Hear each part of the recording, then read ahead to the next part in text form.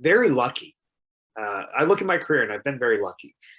And I literally was able to wrestle with so many of my heroes really quickly.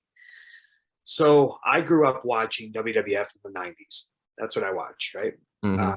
WCW didn't drive with me being from Detroit. We got WWF, but also I liked the colorful characters and I liked the costumes and the glitz of it and kind of the sheen that was over everything. My favorites were as a kid, right? Razor Ramon and 1-2-3 Kid, Owen Hart, Bret Hart, Shawn Michaels, Diesel, um, all those types of guys. And you go from there, and eventually you see other things. And in Detroit, we were really, I don't know, maybe an aberrant because we got so much wrestling. We got so much. So as a kid, I could literally, and I'm talking like I'm 11, 12 years old, but I could watch WWF on Saturday. WCW would be on at nighttime. And then once they got the cruiserweights, I started kind of, whoa, okay, this is interesting. This is different. So then, probably 95, 96, I started paying attention to them. And we also got USWA, we got Smoky Mountain, we got ECW. So we had access to everything, man. Absolutely everything. And it was so weird for me to be watching WWF as a kid and then turn on USWA on Saturday and like everybody's cheering for Jerry Lawler.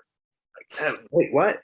It didn't make sense, but like eventually it did, because I started reading things like The Torch and The Observer when I was 12. So, okay, now I'm learning like trade newsletters. I don't know what else to call them, but, learning more about the industry.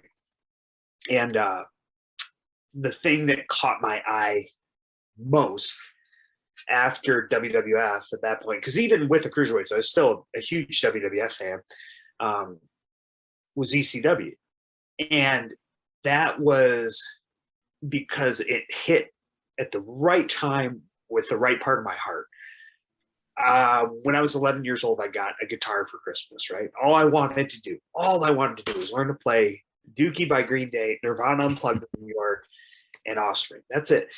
And I remember the first time I saw ECW and they're playing like alternative.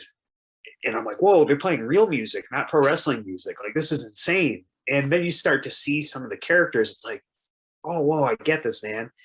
And you see some of the guys that they use because they use great wrestlers too. And it's like, this is fucking cool. The first time you see Sabu, right? Like just in the opening montage of ECW, I feel like you could show that to somebody who had never seen wrestling and their jaws would drop. And you see that triple jump moonsault and it's like, what the fuck?